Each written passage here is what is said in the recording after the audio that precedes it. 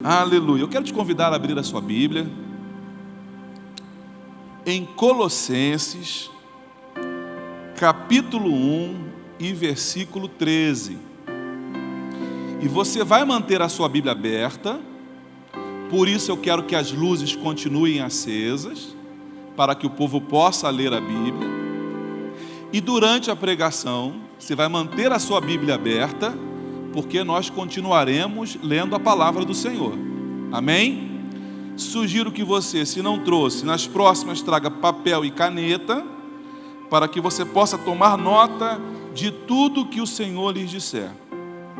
Colossenses capítulo 1, versículo 13, você achou? Diga amém. Diz assim: Ele nos tirou da potestade das trevas e nos transportou para o reino do Filho do seu amor, em quem temos a redenção pelo seu sangue, a saber, a remissão dos pecados. Pai bendito e glorioso, temos lido a tua palavra e na total dependência, Senhor, do teu Santo Espírito, conduze-nos, ó Deus, através da tua palavra, para que o coração, o nosso coração, o coração do teu povo, seja alcançado nesta noite, pela tua poderosa palavra, Senhor. Usa-me, ó Deus, mesmo apesar das minhas dificuldades, que isso não seja um problema, Senhor, para que eu possa transmitir à tua igreja qual é o desejo do teu coração nesta noite. Fala comigo, fala com cada um de nós, é a minha oração, no nome de Jesus, amém. Você pode tomar o teu lugar. Glória a Deus.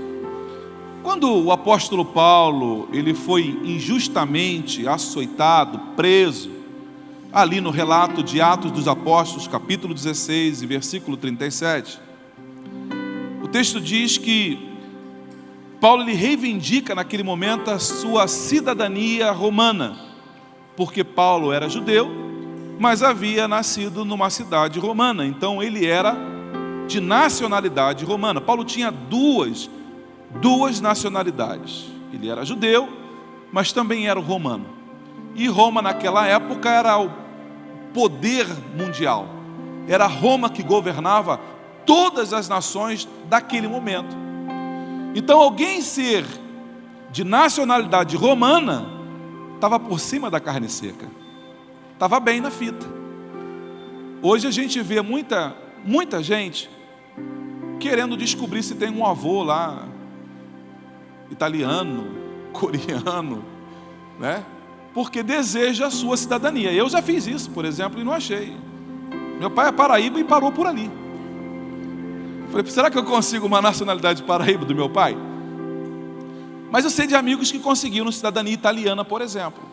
Tem um amigo que de repente descobriu que o descendente dele, o avô dele, era lá de uma cidade, de um país entre a França e Portugal e a Alemanha, naquele miolo ali, Luxemburgo. E ele conseguiu, de repente, a cidadania luxemburguense. E hoje, por causa dessa cidadania, como ele é um cidadão europeu, um cidadão de Luxemburgo, ele tem, por causa das articulações políticas e do regime político, ele tem a liberdade de poder transitar por toda a Europa sem precisar de visto. E além disso, então ele pode morar hoje na Inglaterra. Hoje ele mora na Inglaterra e pode trabalhar, porque ele é um cidadão, ele tem esse direito de morar e trabalhar. Se você sai daqui hoje do Brasil para qualquer outro país de forma clandestina, você vai ter que trabalhar na penumbra, no obscuro, escondido, para que a imigração não coloque a mão em você e não te deporte, não te devolva para o país de origem. Então, é bom ter cidadania, mas não são todos os países que na sua Constituição permitem ter dupla cidadania. Por exemplo, a China, a Coreia, o Paraguai, entre tantos outros países que não autorizam você ter duas cidadanias. Você tem que escolher ou uma ou a outra. Paulo tinha duas. Então, quando Paulo diz, eu sou romano, os seus opressores, aqueles que os prenderam e açoitaram, ficaram desesperados. Caramba, agora a coisa ficou estreita, porque Roma defende os seus cidadãos. E como nós batemos nesse cara sem saber de onde ele era, nós agora é que estamos correndo o risco de sermos presos e açoitados por tratar assim um cidadão romano.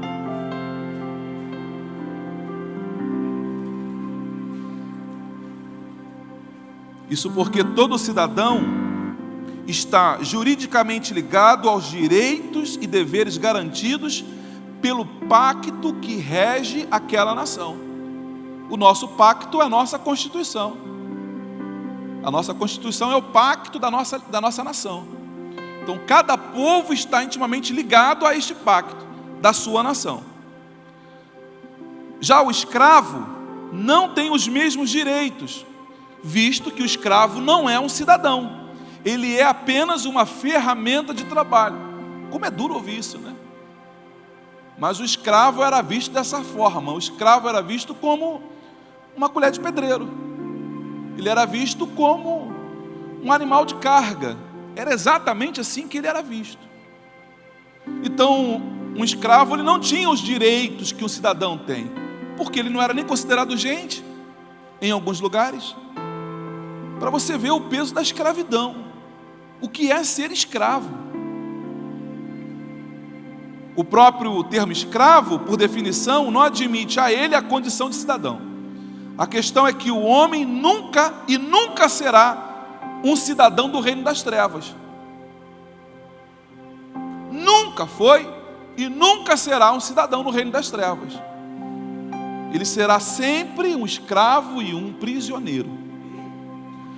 Toda vez que você olha para alguém que não tem aliança com Deus, porque irmãos, só existem dois reinos: o reino da luz e o reino das trevas. Não existe dupla cidadania. Ou você pertence ao reino dos céus, ou você pertence ao reino das trevas, ainda que você não admita. Mas ou é um ou é outro. O texto que nós acabamos de ler, de Colossenses, capítulo 1, versículo 13, é exatamente sobre isso que o apóstolo Paulo vai tratar. Paulo está dizendo que ele nos tirou. Ele quem?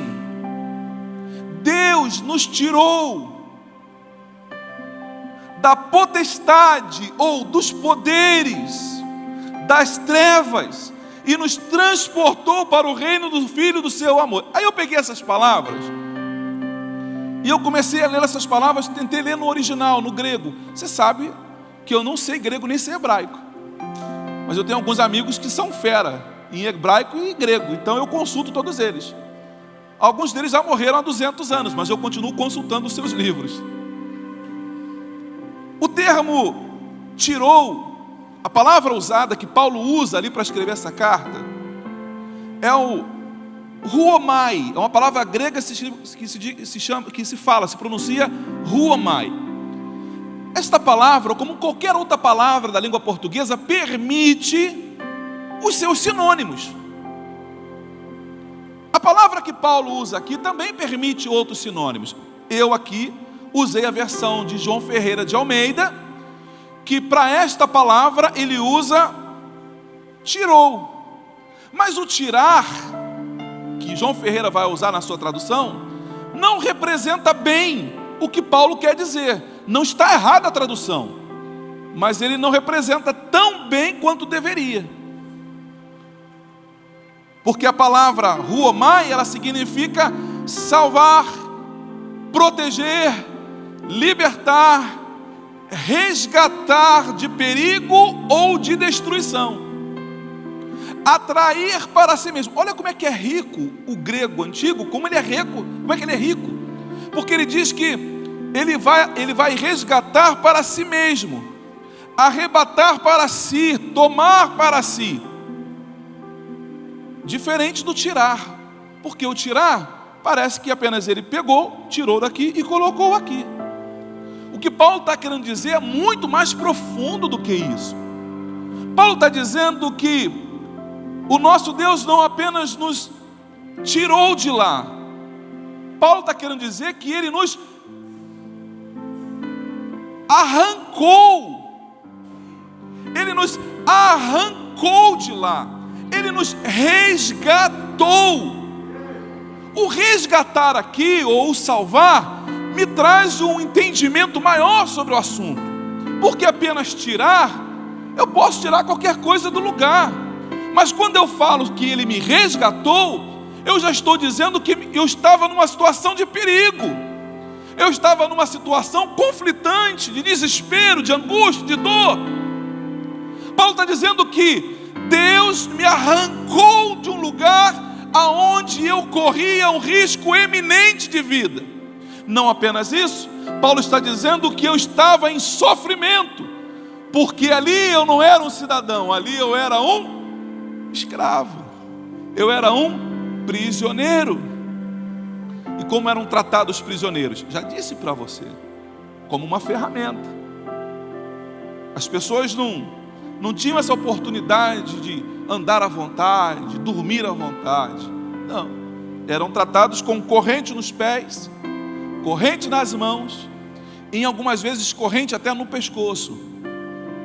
Você já imaginou, irmãos, o desconforto de você andar? Essa máscara que nós estamos usando há algum tempo já, como isso é desconfortável. Isso é pano, é tecido. Como é desconfortável esse negócio. Agora imagina você ter uma algema nas tuas pernas, nos teus pés, nas tuas mãos, no teu pescoço. O desconforto de você ir ao toalete e ter alguém do teu lado participando de tudo. Você não tem privacidade, você é tratado como ninguém. Paulo disse que então, que esse Deus vai lá e nos libertou de lá, nos resgatou de lá. 2 Pedro capítulo 2 e versículo 17, diz assim: mas ao mesmo tempo o Senhor resgatou Ló de Sodoma, porque ele era um homem justo, aflito com a tremenda maldade que via por toda parte ao redor dele.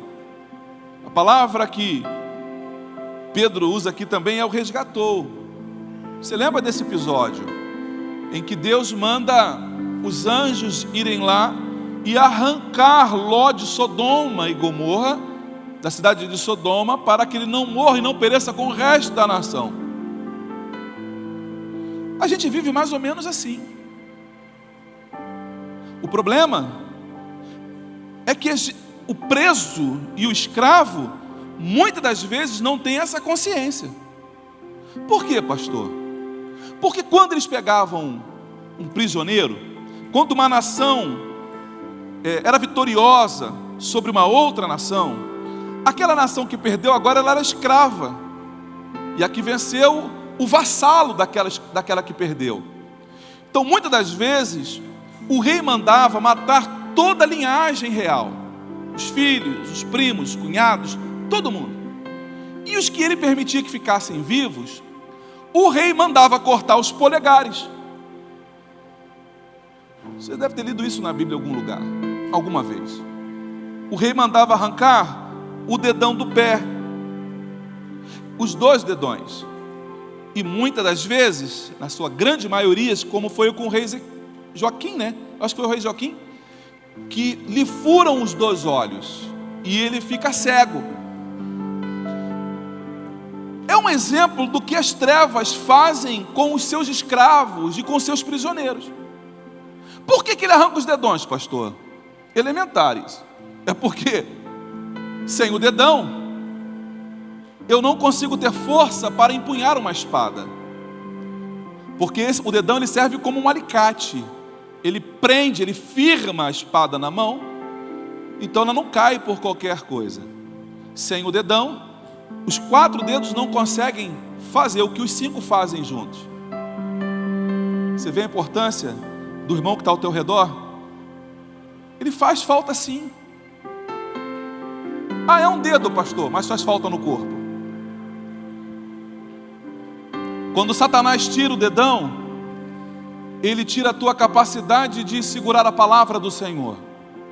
É por isso que tem muita gente que não consegue ter habilidade com a Bíblia, não consegue empunhar a palavra do Senhor como prática do dia a dia. Tem dificuldade de pegar numa Bíblia e folhear a Bíblia. Por quê? Porque Satanás arrancou os seus dedões. Mas nesta noite o Senhor vai repor isso aí. Deus é um Deus de milagres. Ele é um Deus do impossível. Aonde falta um dedão, Deus pode fazer nascer de novo. Aonde não havia desejo de procurar a palavra do Senhor, Deus pode fazer nascer o desejo no teu coração e você amar profundamente as Escrituras. Quando se arranca os dedões do pé, é para tirar o equilíbrio. As pessoas não conseguem caminhar bem sem os dedões. Não tem firmeza. Se você parar para pensar, o último dedo do teu pé a tocar no chão é o dedão. É o último. Então ele serve como base para o meu equilíbrio. Quando Satanás ele arranca os teus dedões, é para te deixar uma pessoa desequilibrada mesmo, sem firmeza. Não consegue se firmar na casa do Senhor. Uma hora está aqui, outra hora está lá. Você não consegue ter firmeza. Por quê? Porque Satanás trouxe prejuízos a você. Mas hoje Deus te trouxe aqui para dizer que Ele pode te recuperar a saúde, que Ele pode te implantar um dedão de novo aí. Ou será que Deus não pode? Pode, eu sei que Ele pode. Quando Ele fura os olhos, é para tirar de você a capacidade de ler. Não precisa levantar a sua mão não, que eu já sei qual é a resposta, porque eu ouço isso todo dia. Quantos aqui têm dificuldade? Não levanta a mão, não precisa levantar a mão. Responde para você aí.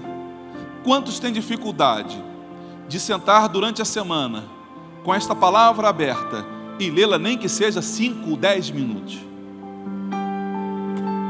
Você olha, quando você consegue, você lê e você fala, não entendi nada. E a primeira coisa que você faz é desanimar da leitura. E você para de ler. Porque a Bíblia diz que o Deus desse século cegou o entendimento dos incrédulos. As pessoas olham e não conseguem ver nada. Porque nada vem. Por isso, meu irmão, tenha paciência com aquela pessoa que você ama, mas que ainda não se converteu. Ela é apenas mais uma vítima das trevas.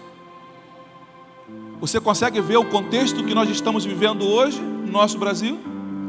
Parece que inverteram todos os papéis. Às vezes eu fico confuso, porque a Miss Brasil hoje não é mais uma mulher, é um homem que se transfigurou em mulher. E o Miss Brasil, o homem musculoso do momento, famoso do momento, não é mais um homem, é uma mulher que resolveu mudar o seu sexo. E as pessoas olham isso como se fosse comum. Cada um tem o direito de fazer o que quiser com o próprio corpo. A Constituição nos dá esse direito. E não há nenhum problema em relação a isso. Cada um faz o que quiser com o próprio corpo. Depois, um dia, presta conta ao seu Senhor.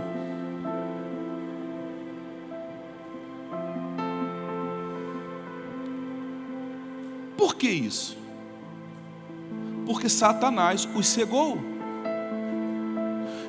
Eu preciso continuar amando-os. Eu preciso olhar para eles com ternura, com amor, com paciência, com benevolência. Porque seria desta forma que o Senhor Jesus faria caminhando entre nós. Ele não desprezaria ninguém, porque todos aqueles que vão até Jesus, eles o recebem. Por que é que eu vou desprezar? Por que é que você vai desprezar? Nós precisamos continuar orando por ele. Ah, pastor, fulano da minha família resolveu passar para o outro lado. Continue orando para que Deus abra-lhe os olhos, para que ele possa ver. E Deus pode e deseja dar vista aos cegos, porque esta é a promessa que nós temos dele, que ele viria para dar vista aos cegos. Deus deseja nesta noite salvar o povo aqui desta região. Por que esta região, pastor? Porque é onde nós estamos. Eu preciso começar por Jerusalém. É aqui que é o nosso campo profético. Nós precisamos alcançar todas as pessoas que estão ao nosso alcance nesta cidade. O Senhor deseja salvar cada uma delas, arrancá-las das trevas e trazê-las para a luz. Paulo continua e ele vai dizer assim: os tirou da potestade das trevas. Olha que coisa interessante, porque Paulo não despreza. Paulo não fala assim, aquele diabinho, aquele capetinha lá. Não. Paulo reconhece que Satanás tem poder. Paulo reconhece que Satanás, ele é o príncipe deste mundo, é o príncipe deste século, e o reino das trevas está atuando. Paulo reconhece isso. Paulo diz, os poderes das trevas. A Bíblia diz que Satanás tem poder até para se transfigurar em um anjo de luz. Ele pode se fazer passar por anjo de luz. Se nós não temos o controle daquilo que falamos, se não temos o controle daquilo que pensamos, sentimos ou fazemos, então fica claro que não somos livres. Se você fica dizendo, pastor é mais forte do que eu não posso ver ela passar que eu vou atrás, pastor, então você é escravo. Se você não consegue, sendo casado, ter olhos apenas para a tua esposa, você tem que olhar para outras mulheres, é porque você é escravo da lascívia, é escravo desse poder das trevas. E hoje o Senhor te trouxe aqui porque Ele vai te libertar. Se você não consegue entrar na internet sem ver sites pornográficos, é porque você é um prisioneiro. Nem sempre a escravidão, no primeiro momento, se mostra de forma rude e grosseira. Nem sempre a escravidão, ela vem com colar de ferro no pescoço, nos pés ou nas mãos. Nem sempre. Às vezes isso vem de umas formas bem interessantes, com correntes e algemas de ouro. Podem ter formas delicadas e nobres, de ouro ao invés de ferro, mas ainda assim é uma algema. Ainda assim é uma algema. Você vive aprisionado num relacionamento abusivo, mas por causa do glamour, por causa da área financeira que está te locupletando, você não consegue se libertar desta algema.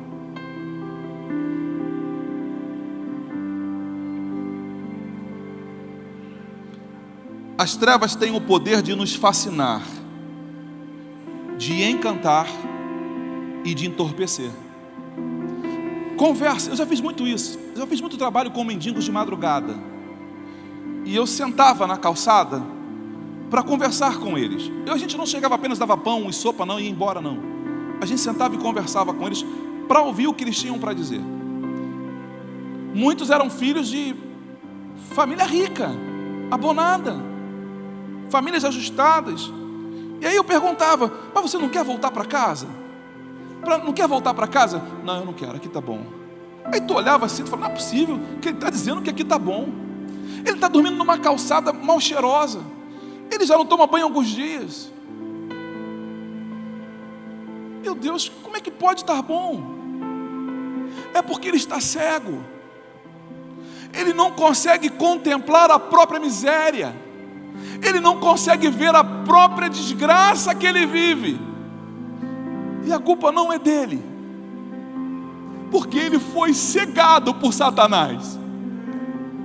E é isso, igreja, que o Senhor nos chama nesta noite, para nós olharmos para essas pessoas com ternura no coração e saber que elas estão ali.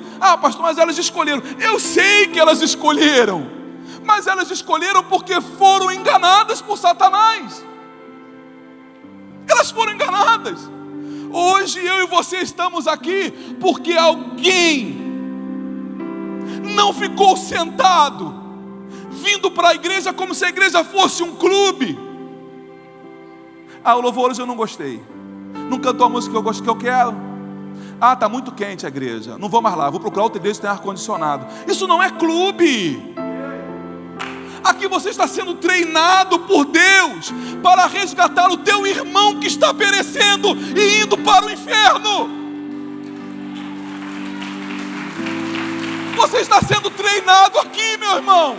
Entenda isso, pelo amor de Deus. A gente pensa que isso é clube. Pastor, lá não tem lugar específico para eu estacionar. Meu irmão, dá graças a Deus porque tu tem carro. Dá graças a Deus. Pastor, eu não, a cadeira aqui não é tão confortável. Meu irmão, tem gente aí fora que não tem nem lugar para sentar, assistir o culto de pé.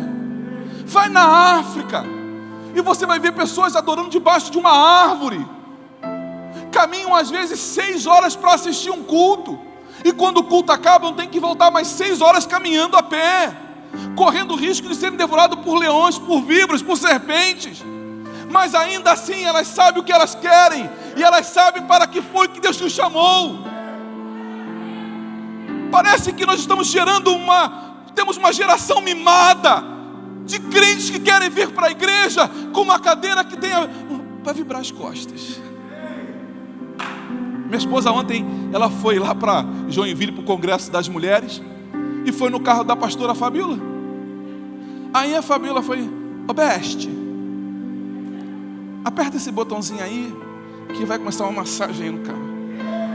Aí ela foi sendo massageada até Joinville. Agora, na cabeça. Tem crente que quer isso dentro da igreja, irmão. Tem crente que pensa que igreja é para isso. O endereço está errado, chegou no lugar errado, veio para o lugar errado. Porque aqui é igual aquele treinamento, pede para sair, é mais ou menos assim.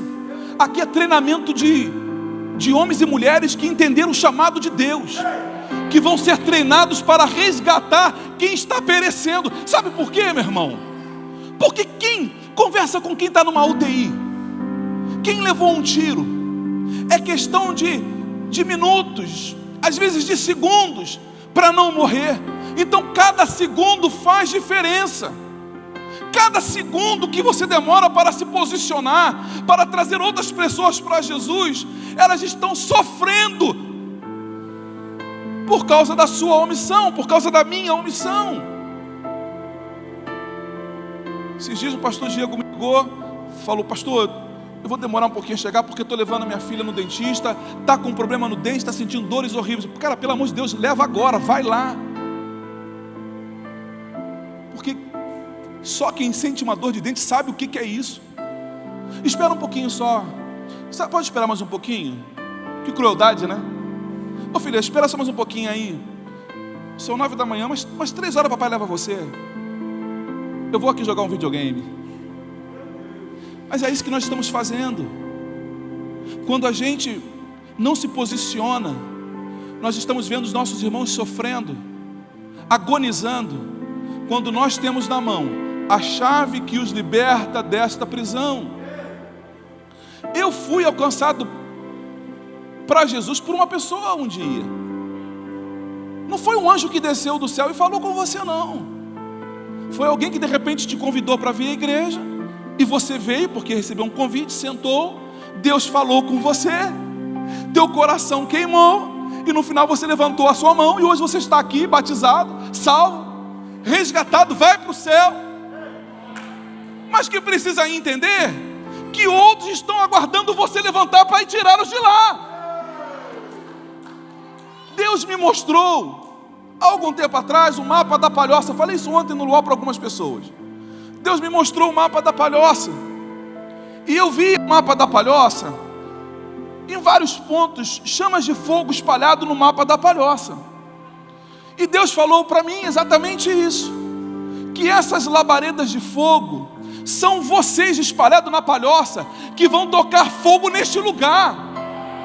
Você precisa dizer hoje para você mesmo se você vai ser essa chama que está acesa ou vai ser aquela chama que se apagou. Quem você vai ser? A chama que se apagou ou a chama que incendiou este lugar?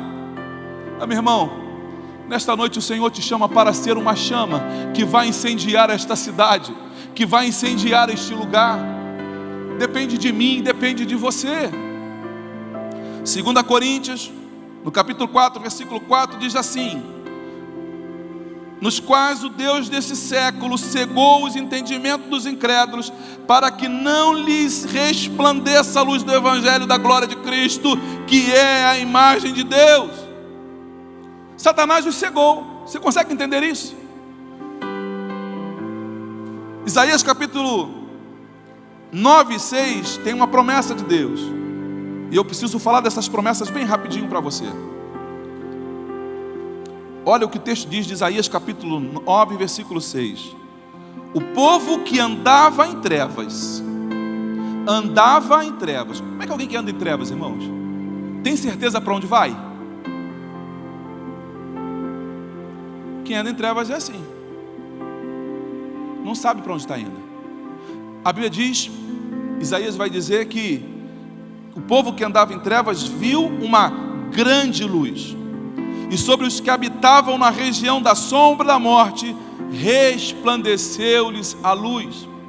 Isaías está trazendo para o povo uma promessa. Isso não aconteceu ainda, era uma promessa. Deus usando o seu profeta Isaías para dizer ao povo: já já a luz vai acender para vocês, e o Senhor vai resgatar vocês desse lugar que vocês estão. Isaías capítulo 35, versículo 5 diz: quando ele vier, vai abrir os olhos dos cegos e destapar os ouvidos dos surdos. Isaías 42, versículo 7: você dará vista aos cegos e libertará os que vivem prisioneiros na escuridão e no desespero. Tem muita gente em desespero aí, meu irmão. Tem muita gente em desespero, aguardando uma palavra que os liberte disso.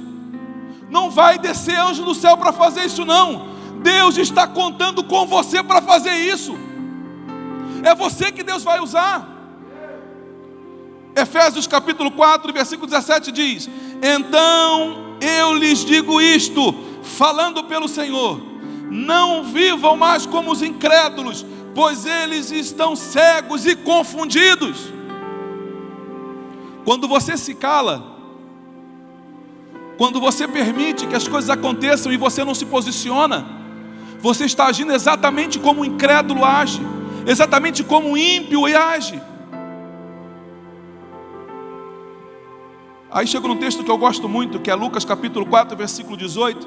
Jesus chega numa sinagoga, e os rabinos chegam para Jesus e entregam na mão dele o pergaminho, o rolo do profeta Isaías. Entregam na mão de Jesus. Jesus vem para frente e abre o profeta Isaías no capítulo 61. E aí ele vai dizer assim,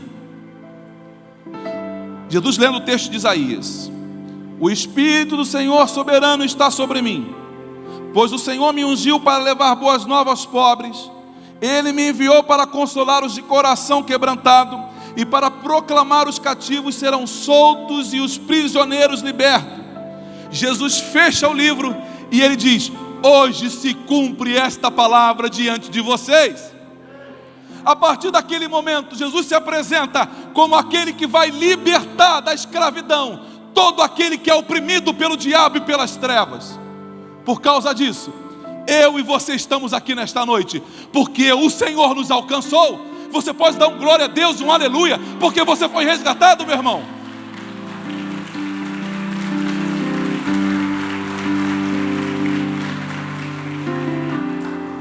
Paulo continua, ele diz: ele nos transportou.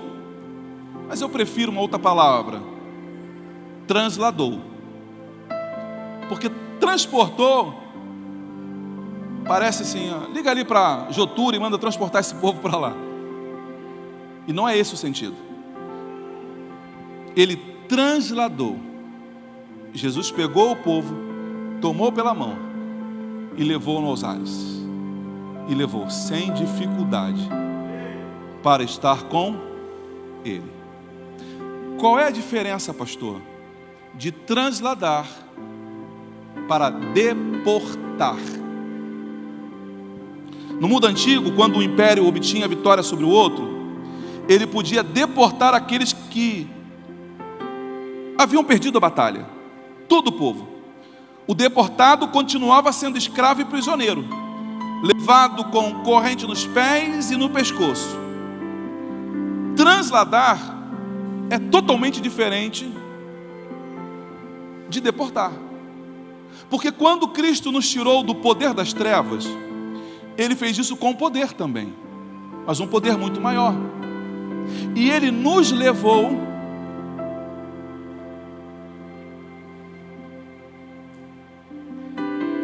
e no meio do caminho Ele foi falando para nós: ó, agora vocês estão livres, mas a partir de agora vocês vão ter o meu nome. Agora vocês são cidadãos dos céus. Você consegue colocar para mim aí Efésios capítulo 2, versículo 19? Olha que coisa linda que o apóstolo Paulo vai dizer: portanto, não somos mais estrangeiros, nem imigrantes. Pelo contrário, somos cidadãos dos santos e membros da família de Deus. A partir de agora, você é um cidadão dos céus. Você tem cidadania dos céus e está sob a proteção do Senhor. Entende quando o apóstolo Paulo disse que era romano e os soldados ficaram com medo? Agora, quando o diabo olha para você e sabe que você é um cidadão dos céus, ele tem o mesmo medo, ele tem o mesmo temor. Então deixa eu dizer uma coisa, meu irmão: para com esse negócio de ficar com medo. Ah, pastor, o diabo está me perseguindo. Meu irmão, é você que agora está perseguindo ele. Agora é você, porque Deus te salvou, te resgatou, te colocou na linhagem dele, deu o nome dele para você. Agora você é um cidadão, e agora é você que vai lá saquear o inferno para povoar os céus. É você que Deus vai usar. Você é um cidadão dos céus. Você é um cidadão dos céus. Aleluia. Quando um pecador se converte, a sua alma é transladada do reino do diabo para o reino de Cristo. Não somos levados acorrentados não, meus irmãos. Nós decidimos seguir a Cristo e fazemos isso livres. Eu decidi seguir a Cristo e eu estou seguindo Ele, porque eu sei que Ele me ama. O texto diz que nos transportou para o reino do seu Filho amado. Nesse reino, a marca desse reino é o amor. A bandeira e a divisa desse reino é o amor. Deixa eu dizer uma coisa para você. João 3,16 diz assim: porque Deus amou o mundo de tal maneira que deu o seu único Filho, para que todo aquele que nele crê não pereça, mas tenha a vida eterna. Deus já garantiu para você a vida eterna. Nós estamos salvos. Estamos salvos. Como tem que ser o comportamento daquele que está salvo? É se lembrar de onde veio e não permitir que os outros sigam ladeira abaixo. Eu quero orar por você nesta hora. Eu quero orar por você, que o teu coração tem queimado por isso. E muitas das vezes você fala assim: pastor, mas eu não sei como pregar. Pastor, eu não sei pregar, pastor. Tem gente, irmãos, que nunca vai segurar no microfone para poder pregar. E isso não é nenhum demérito. Cumprir a vontade do Senhor não se resume a pregar na igreja, a ter o microfone na mão. Tem um filme que eu gosto muito, se você não viu, deveria ver. Eu esqueço o nome do... eu acho que é até o último homem, né? Ele resolve que ele não vai usar arma. A função dele é apenas resgatar um soldado ferido no campo de batalha. E ele sabe que cada segundo conta, porque se ele chegar 5 minutos depois, ele vai ver um cadáver e não um amigo ainda vivo. Eu fui para visitar o meu pai no hospital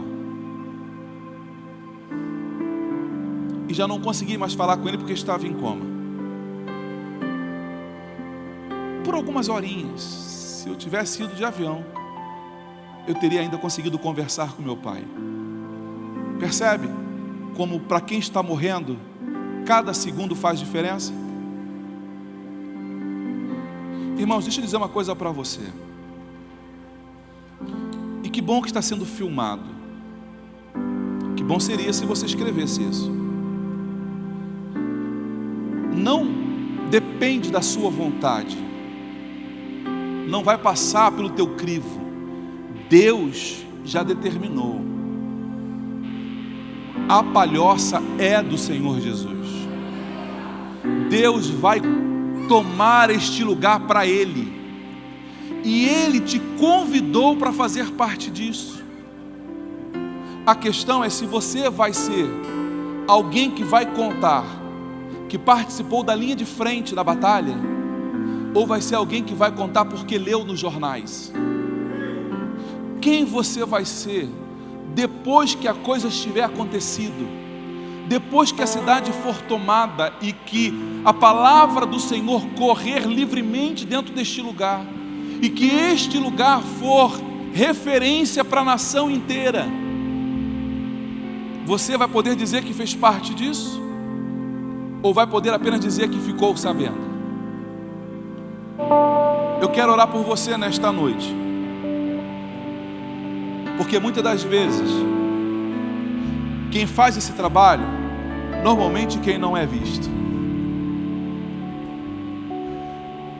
Os soldados, os generais, os comandantes estavam lá embaixo nas suas unidades, e o rapazinho lá em cima sozinho aplicava morfina, olhava no olho do rapaz que achava que ia morrer ali, e ele dizia: olha para mim, você vai descer comigo, você não vai morrer aqui em cima, eu vim te resgatar. E você olha no filme o olhar, o brilho do olho daquele rapaz que achou que ia morrer como indigente nas linhas inimigas. Agora ele olha para aquele soldado com um olhar de esperança, e penso eu aqui: uau, vou poder ver meus pais de novo, vou poder abraçar a minha filha, vou poder ver a minha esposa, porque alguém se importou comigo, porque alguém não colocou a própria vida acima de tudo, mas olhou para mim com ternura e com amor. Naquele dia, quando estivermos diante do Senhor, vai ser uma grande surpresa para todos nós, porque as pessoas vão de repente olhar imaginando que o fulano, que era um pastor televisivo, deve ter, uau, não, aquele irmãozinho que ninguém dava conta dele, que ninguém fazia, mas foi ele que buscava cada um, botava no ombro e levava. Mais um, desce mais um aí. E às vezes até se arrastando, mas salvou quase 200 soldados. Quase 200 soldados. Apesar de ser um filme, foi baseado em fatos reais. O que o Espírito Santo está dizendo aqui nesta noite é que você pode ser um desses soldados. Não existe dupla cidadania, meu irmão. Hoje você precisa se posicionar. Eu quero, antes de qualquer outra coisa, perguntar se há alguém aqui que deseja hoje ser resgatado, porque não existe dupla cidadania, só existe uma. Ou você está reinando com Cristo, ou você está preso e amarrado e acorrentado por Satanás. Eu quero que a igreja feche os seus olhos e comece a interceder nesta hora, para que Satanás não tenha preeminência, para que o povo possa levantar do lugar e vir livre para começar a caminhar em liberdade diante do Senhor. Se você deseja aceitar Jesus como seu Salvador nesta noite, eu quero te convidar a levantar uma das suas mãos e eu quero orar pela tua vida.